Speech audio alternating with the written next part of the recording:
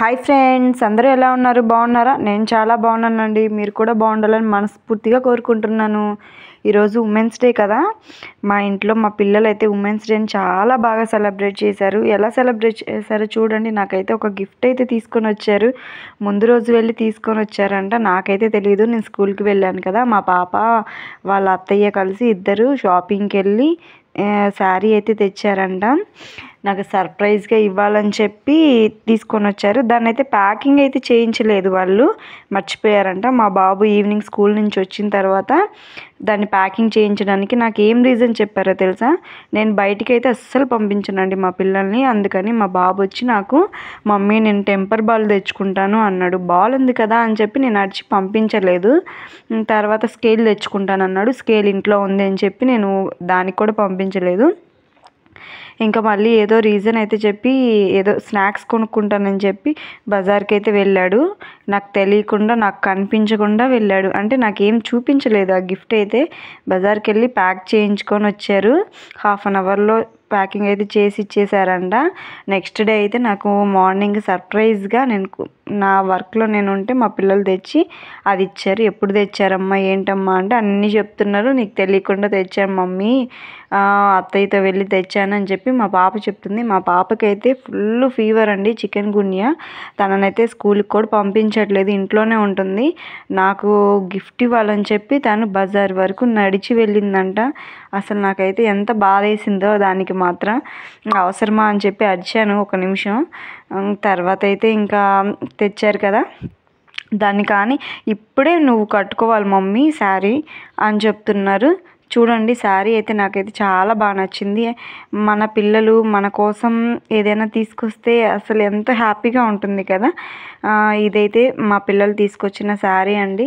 చూడండి ఎంత బాగుందో. దానికి అప్పటికప్పుడు స్టిచ్చింగ్ వేసుకొని, అంటే దానికి సైడ్స్ ఉంటాయి కదా, అంచులు కుట్టుకొని నేను బ్లౌజ్ అయితే వేరే శారీ మీద మ్యాచ్ చేసుకున్నాను. అది కూడా మా పిల్లలే మ్యాచ్ చేసి ముందు రోజే తీసి పెట్టారు. అసలు పిల్లలనే కానీ వాళ్ళు మనకంటే టాలెంటెడ్ పర్సన్స్ అండి నిజంగా. ఇప్పుడు ఉన్న పిల్లలు మొత్తం కంప్యూటర్ పిల్లలు అనమాట. మైండ్ మొత్తం వాళ్ళకి కంప్యూటర్లానే ఉంటుంది.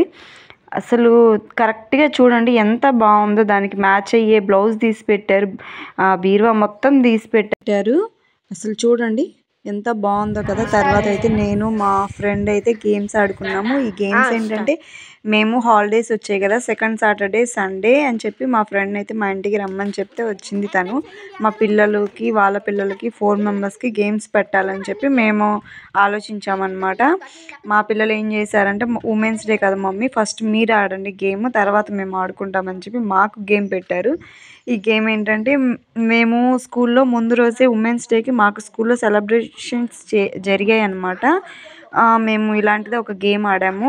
పిల్లలతో చెప్తే మాకు కూడా అలాంటిదే గేమ్ పెట్టారు. ఏంటంటే, వేరుశనగ గుండ్లు ఉంటాయి కదా, అవి ఒక బౌల్లో నుంచి ఇంకో బౌల్లో వేయడం అనమాట. నాకైతే అంత తొందరగా అయితే తీయలేకపోయాను. మా ఫ్రెండ్ అయితే బాగా తీసింది, తనకి కొంచెం ఎక్స్పీరియన్స్ ఉంది, నాకేం లేదు. అందువల్ల నేను తీయలేకపోయాను. మా పిల్లలు అయితే ఎవరు ఫస్ట్ తీస్తారు, మా మమ్మీ ఫస్ట్ అని చెప్పి అంటూ ఉన్నారు అక్కడ. మా పిల్లలు భలే ఎంజాయ్ చేశారు. వాళ్ళతో పాటు మేము కూడా చిన్న పిల్లల్లాగా చాలా అంటే చాలా ఎంజాయ్ చేసాము. నిజంగా మనము వర్కింగ్ చేసే ఉమెన్స్ అయినా, అలాగే హౌస్ వైఫ్ అయినా, ఇప్పుడు మనం చేసే పనికి ఒక గుర్తింపు వస్తే చాలా బాగుంటుంది కదండి. చాలా హ్యాపీగా ఫీల్ అవుతాం కదా.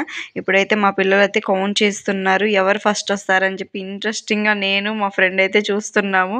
ఆ తర్వాత అయితే ఫస్ట్ అయితే మా ఫ్రెండే వచ్చిందండి.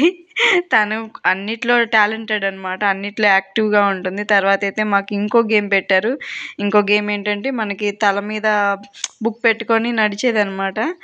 దీంట్లో అయితే నేనే ఫస్ట్ వచ్చేసానండి. చూడండి ఎంత అంటే చిన్న పిల్లల్లాగా ఎంజాయ్ చేసాం మేమైతే. వీడియో నచ్చినట్లయితే లైక్ చేయండి ఫ్రెండ్స్.